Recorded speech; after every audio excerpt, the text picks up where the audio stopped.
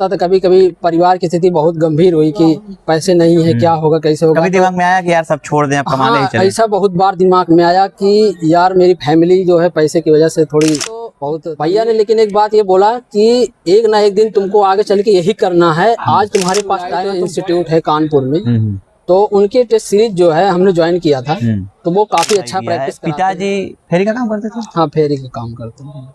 संघर्ष है। अभी हम हैं आजमगढ़ के KRD इंटर कॉलेज में और यहाँ के एक छात्र ने नीट क्वालिफाई किया है। मुल्लापुर गांव है आजमगढ़ का, वहाँ के रहने वाले हैं राम अवतार। और जिस तरीके से नीट को लेकर हो हल्ला हुआ, री एग्जाम, फिर जाकर धरना और धर्मेंद्र प्रधान का इस्तीफा, तो कुछ लोग उसमें पार्टिसिपेट किए और कुछ लोग जो है पढ़ रहे थे। तो भाई साहब पढ़ने वाले में निकले, हालांकि वो भी लोग पढ़ने वाले थे, लेकिन इनका एग्जाम था तो इन्होंने क्वालिफाई कर लिया नीट। राम अवतार, कितना घंटा पढ़ाई आप करते थे? रोज डेली मतलब मिनिमम 8 घंटे तो था। 8 घंटे था? 8 घंटे रोज का पढ़ना था। और अगर मैक्सिमम चला जाए तो मैं 14 घंटे मेरा स्क्रीन टाइमिंग था, क्योंकि मैं ऑनलाइन पढ़ता था। तो 14 घंटे रिकॉर्ड किया गया है। मैं कभी 14 घंटे तक पढ़ा हूँ सिर्फ मोबाइल से जो है। राम अवतार, जिस तरीके से बेसिक बड़ा जरूरी है ना, नीट अगर आप कर रहे हैं तो अगर आप बेसिक आपका है तो कम टाइम लगता है शायद। हाँ, कम टाइम लगता है बेसिक के लिए। क्या भूमिका रही स्कूल की बेसिक में और इंटर तक जिस तरीके से आपने पढ़ाई की? हाँ, जैसे क्या होता है कि जो जैसे 11 11 12 जैसे 11 12 आप अगर सही से पढ़े हैं, आपका बेसिक क्लियर है, हाँ, तो मुझे लग रहा है कि बहुत आसानी होती है नीट कनेक्ट करना, क्योंकि वो सब वही चीजें आती है जो 11 12 में होती है।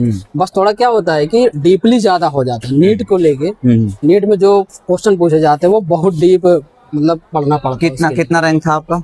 हमारा रैंक जो है ऑल इंडिया AIR1 जो है, ऑल इंडिया रैंक जो थी वो 1,21,039 है। 1,21,039।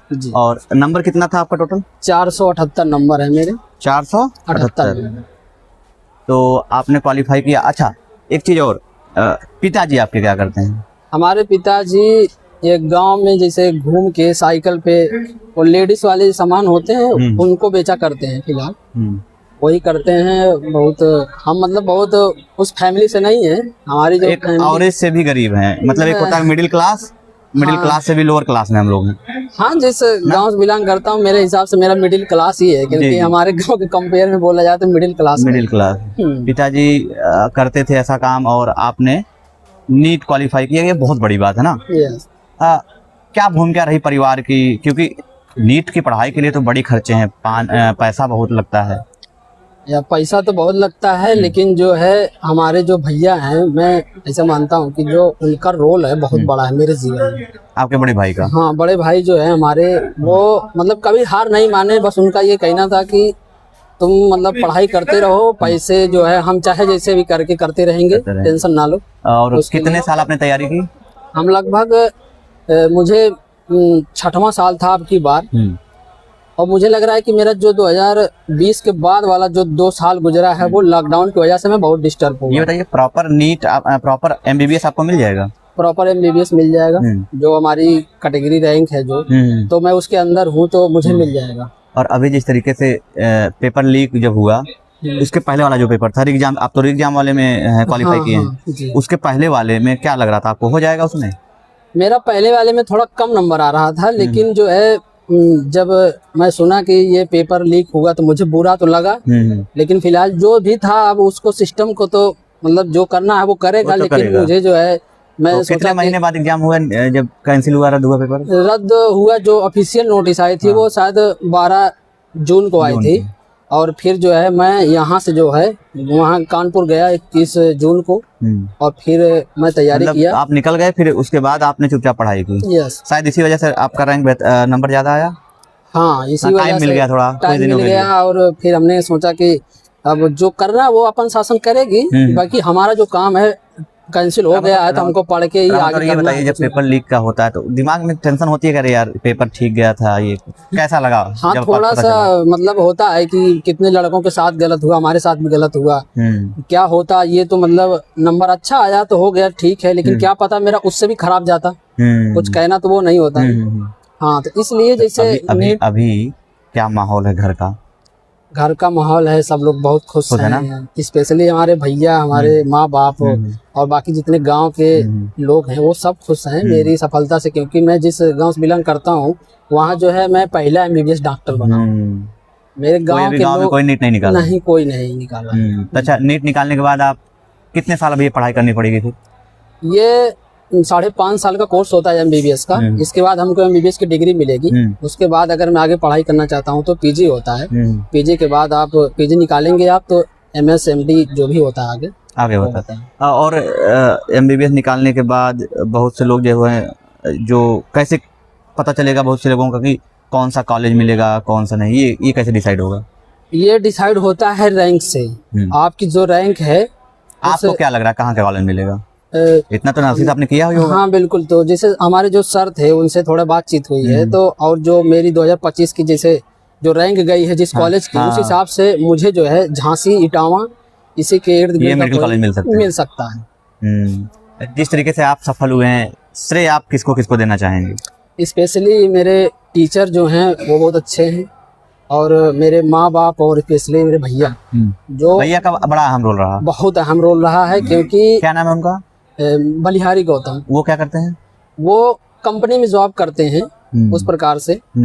तो जैसे उनका भी क्या होता है कि कभी कभी चलता है काम, कभी कभी नहीं मैं चलता इसी बात है। पे आने वाला था कि जिस तरीके से हम मिडिल क्लास हाँ, वर्ग तो है, मतलब बहुत कठिनाइयां आई रास्ते में, लेकिन भाई ने सिर्फ एक ही, मैं जैसे क्या होता था कभी कभी परिवार की स्थिति बहुत गंभीर हुई कि पैसे नहीं है, क्या होगा कैसे होगा। कभी दिमाग में आया कि यार सब छोड़ दें, अब कमाने ही चलें? ऐसा बहुत बार दिमाग में आया कि यार मेरी फैमिली जो है पैसे की वजह से थोड़ी बहुत तंगी है, तो परेशान हो गई थी। बंद करें पढ़ाई लिखाई, बंद कर दे, और मुझे भी कमाना चाहिए, क्योंकि जो है एज हमारी एज हो गई है लगभग कमाने की। तो मुझे लगा कि पढ़ाई लिखाई सब छोड़ के जिम्मेदारी, हाँ तो करना चाहिए। तो भैया ने लेकिन एक बात ये बोला कि एक ना एक दिन तुमको आगे चल के यही करना है, आज तुम्हारे पास टाइम है, तुम पढ़ लो, ये कर लो, क्योंकि भैया वो एक्सपीरियंस है, वो गुजर चुके हैं। वो नहीं चाहते कि आप भी वही काम करें, जो अच्छा काम तो नहीं है कहा जाएगा, क्योंकि उसमें कोई लाइफ भी नहीं है और आपको लगातार काम करते रहना है। जीवन का जो एक मूलभूत सुविधा है, 12 घंटे ड्यूटी करते हैं वो।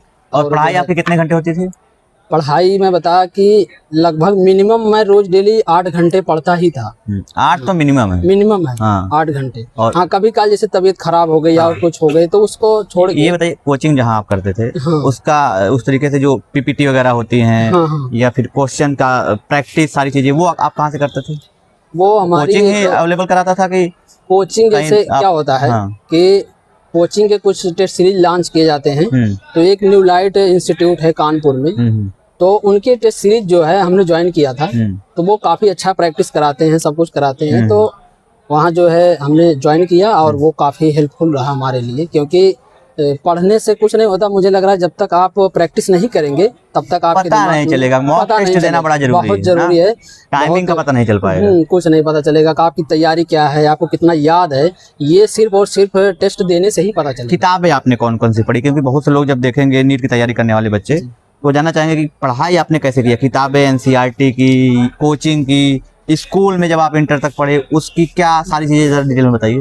देखिए, तैयारी जैसे नीट के लिए होती है वो NCERT बायो जो होती है, बायो तो स्पेशली NCERT से ही आता है, वो NCERT से बाहर जाएगा नहीं। और फिजिक्स और केमिस्ट्री जो है वो मतलब बेसिस रहेगा वही, बस ये होता है कि पूरा डाटा बेस तो नहीं रहेगा, लेकिन रहेगा वही। मतलब